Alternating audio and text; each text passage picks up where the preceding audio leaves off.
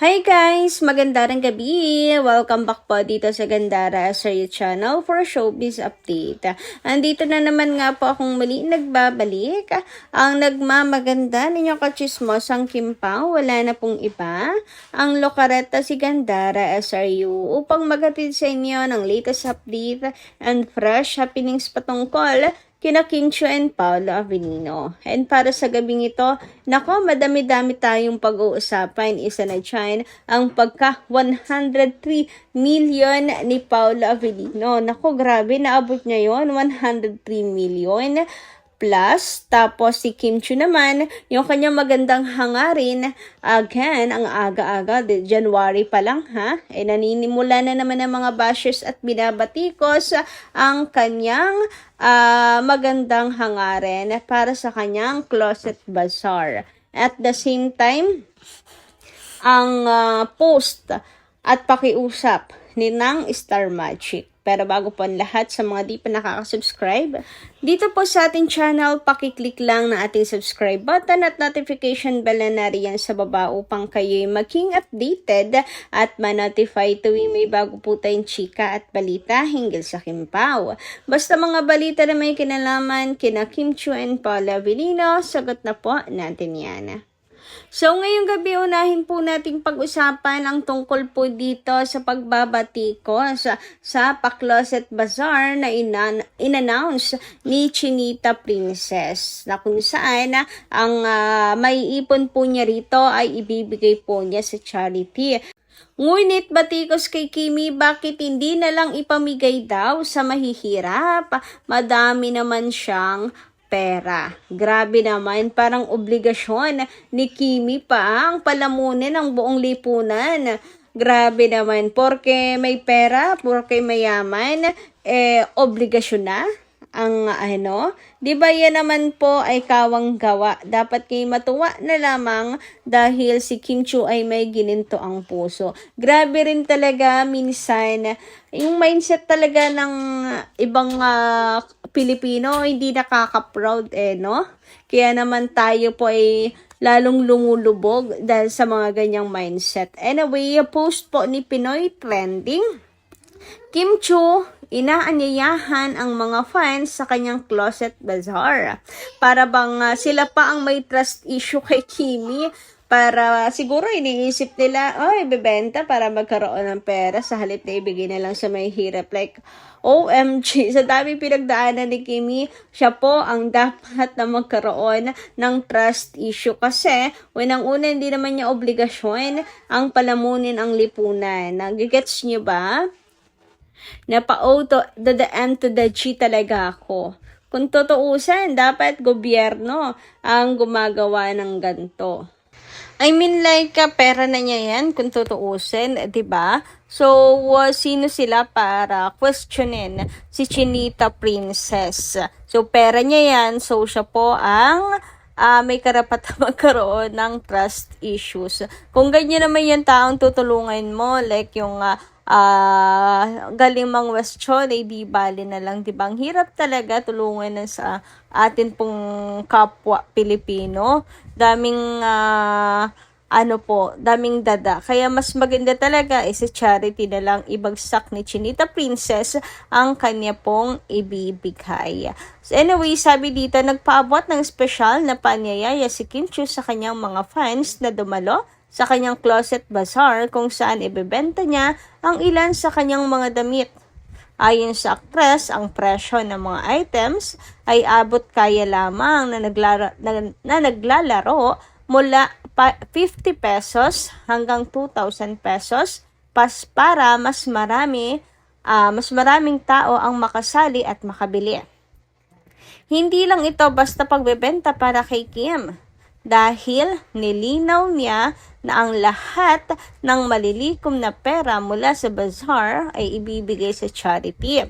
Ang hakbang na ito ay bahagi ng kanyang misyon na makatulong sa mga nangangailangan at pagbigay ng inspirasyon sa kanyang mga taga-suporta.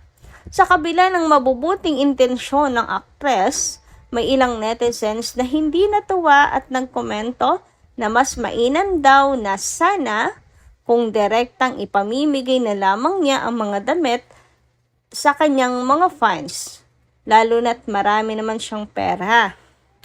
Ngunit para kay Kim, ang pagbibigay sa charity ay mas makabuluhan at makakatulong hindi lamang sa mga fans, kundi pati sa mas malawak na komunidad. Tama naman, di ba?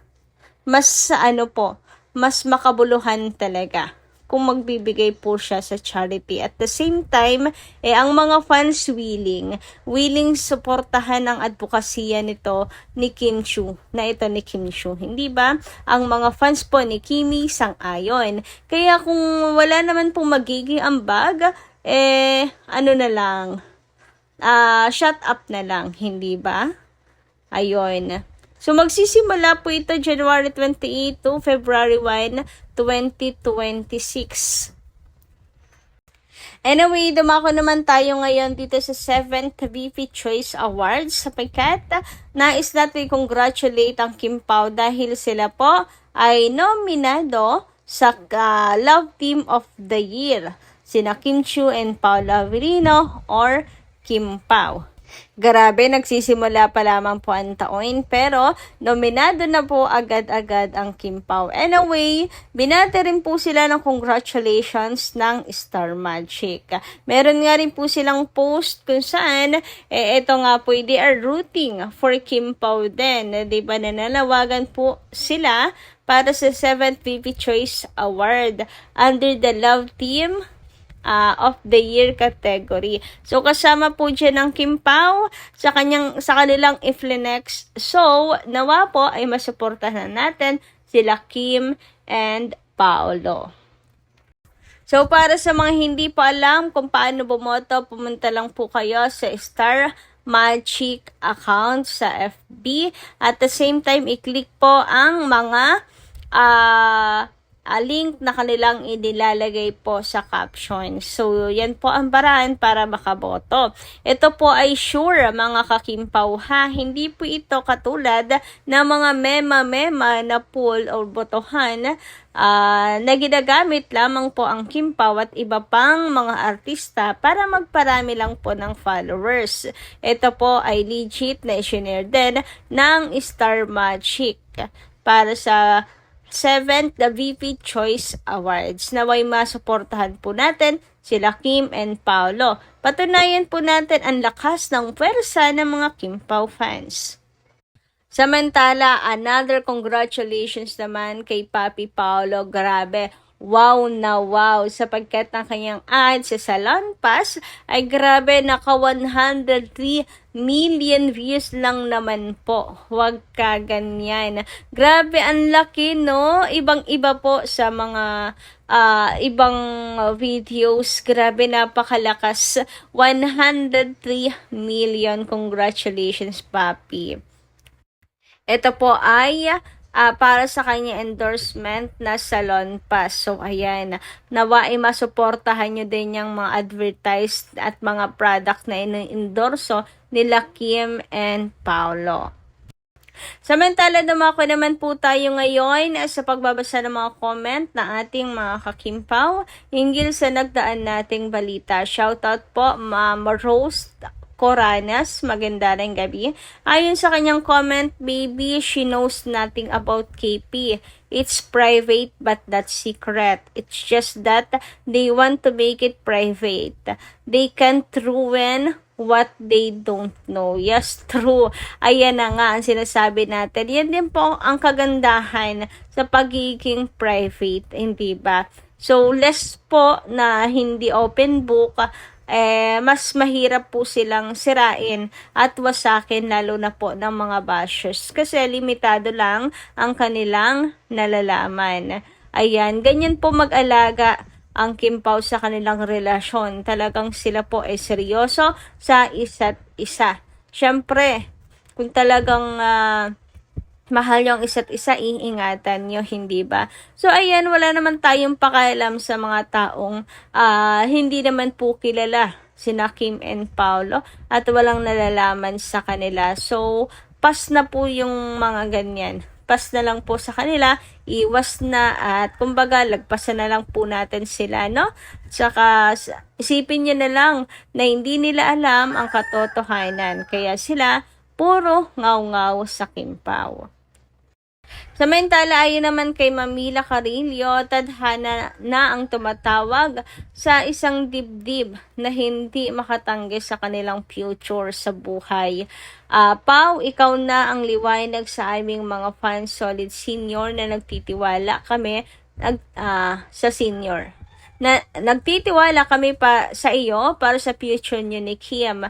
Totoo na ito na makasal na ang Kimpaw. Masaya ang loob namin na mga fans solid senior. Sana Pau, ibigay mo na kay Kim ang maligayang happy wedding sa takdang oras. Thank you Lord. Maligaya kami ang mga fans, mga pahiwatig ng Kimpaw. Todo support lang kami hanggang dulo.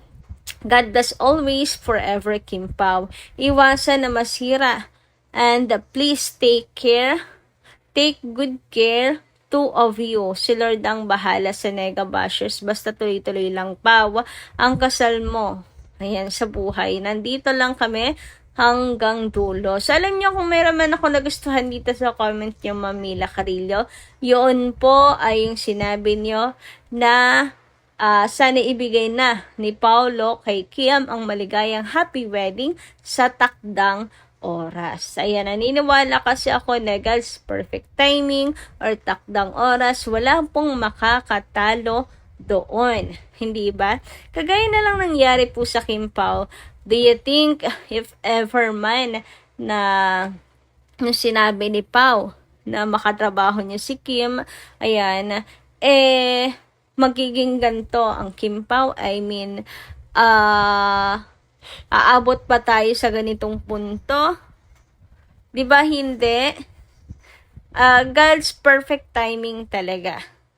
And alam niyo yon, hindi po nasabit yung pangalan ni Kim, hindi na dumihan ang pangalan ni Kim. Si Paula Avellino natuto rin pong maghintay and all. So nakakatawa. Sabi naman dito ni Ma'am Maria Concepcion at the baby Star Marana, siguro engaged na sila, kaya hindi siya nagsalita pa, kaya sign of the cross siya sana. Alam lahat ng Showtime family ang tungkol sa Loving Kimpaw. So yun lang po muna guys sa ating update ngayong gabi. Maraming salamat po sa inyong pagtutok at ingat po kayo palagi. Maraming salamat. Kita-kits po tayo sa susunod nating mga chikas.